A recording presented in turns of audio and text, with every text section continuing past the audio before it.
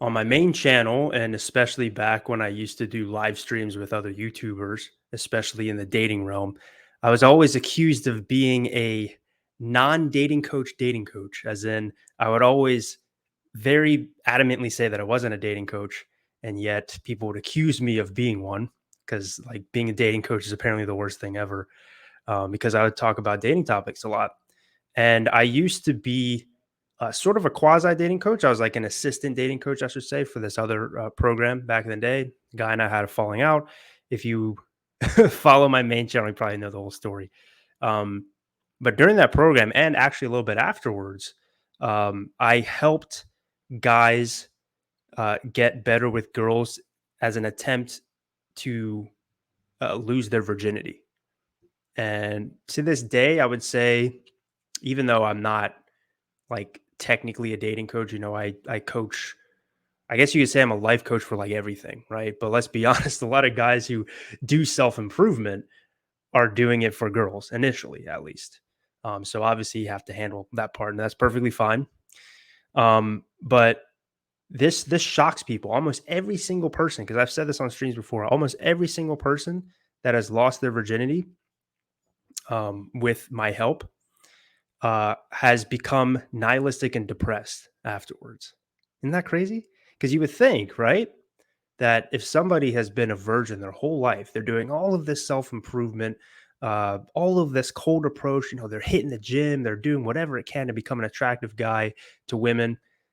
Maybe they're in their mid 20s or even late 20s now, or sometimes even 30s, and they finally lose their virginity. All their hard work pays off. You would think that they would be jumping up and down with joy and they'd have this brand new perspective on life. And it's actually the exact opposite. So, how is that even possible? How is that even possible? And before I get into how that's even possible, why it's actually probable and predictable, and it makes perfect sense, actually, um, I want to sort of preface this with this being the reason that I refuse to call myself a dating coach, because with when you hire a dating coach, right? The expectation is, especially if you're a virgin, oh, I want to hire this guy to do XYZ to help me finally get laid, right? Now, if you want the most expedient path to get laid, what you want to do is you learn a bunch of these canned lines and all of these weird logical autistic processes that usually don't work. However, they will work on girls who are either super drunk, or they're just not very good looking, or they're stupid, or usually it's all three of them combined. And typically that's not what guys want, right? They want their lives to improve. They improve via a woman they're actually attracted to and have a connection with, right? But that's not the reason that they become nihilistic afterward. The reason they become nihilistic is the same exact reason why people who chase money their entire lives and finally reach it. Let's say your goal in life is just to become a millionaire. You isolate yourself to the point where you're antisocial, you lose contact with family members, friends, you might even burn some bridges here and there. You do whatever it takes to get to that point.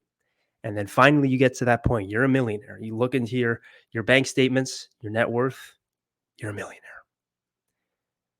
And a lot of times what you hear of these people who have just chased money their entire lives is they are super depressed, and they almost like regret what they had to do to, not just what they had to do to make the money, but the fact that they revolved their entire life around that thing.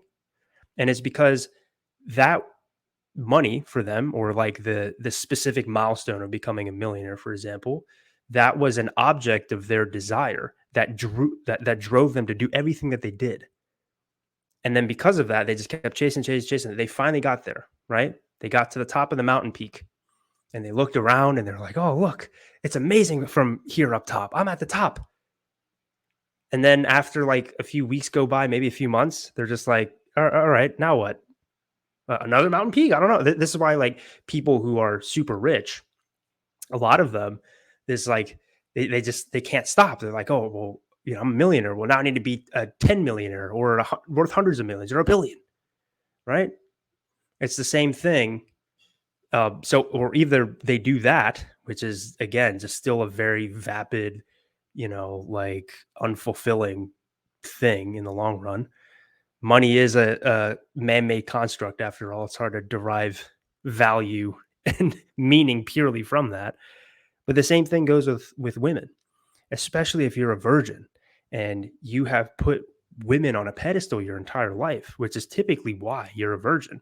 Most guys who are virgins, they have sort of this women are so mysterious and have so much power over them so that because they're so intriguing and they freak themselves out, they can't even have a conversation with them. Excuse me. They can't even have a conversation with them. And so because of that, they freak themselves out. They can't act normal. They can't talk and, they freak out to even be near them.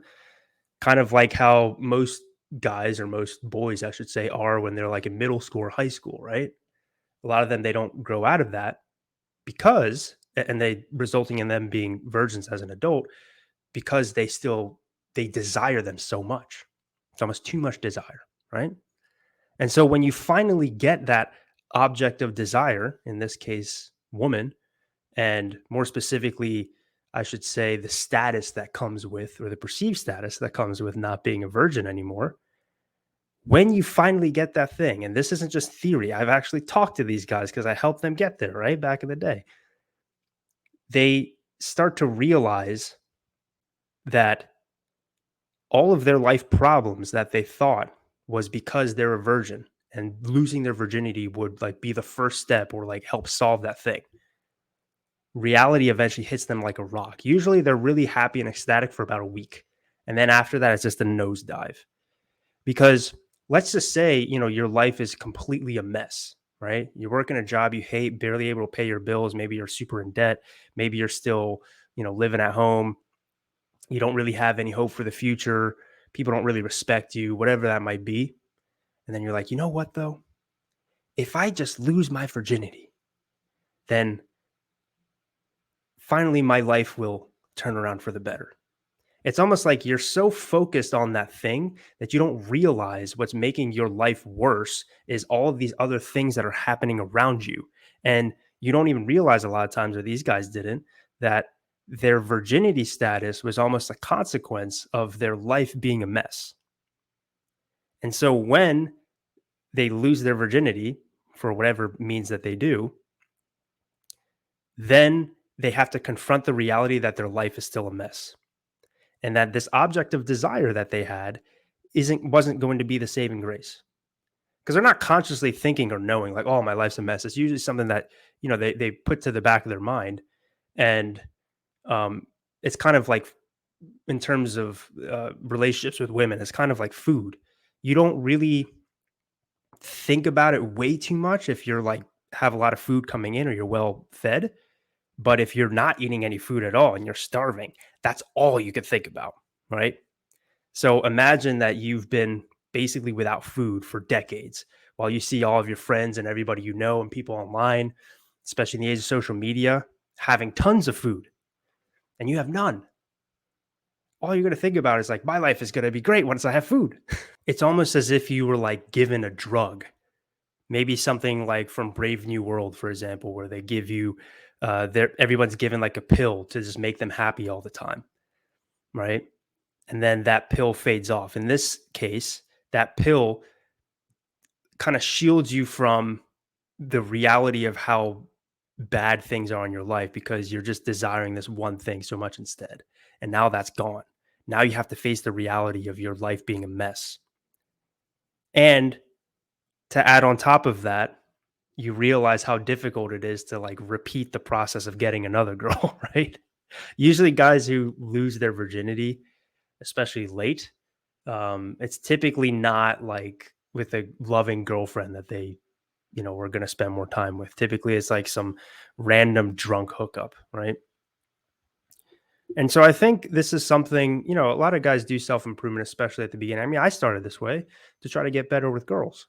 You want to be attractive to women, right? And then eventually, once you kind of cross that off, you do self improvement and um, for other things, you for a more higher purpose, I should say. But regardless, whether it's women, whether it's money, you have to be very careful about having some object of desire that you put on a pedestal. Because as soon as you put that on a pedestal and then you actually reach it, the higher the pedestal that you put it on, once you're up there, the harder the fall is going to be coming back down to reality, man. So I don't know how many of y'all are virgins watching this. Um, but if so, just be careful. Be careful, man. Um, or if you're trying to do anything else as well, if you're just chasing the bag constantly, eventually you're gonna get there if you work hard enough and you're strategic enough. But be prepared for the consequences. Well, that's all I got to say about this video. Um, yeah, I'll see you tomorrow. Goodbye.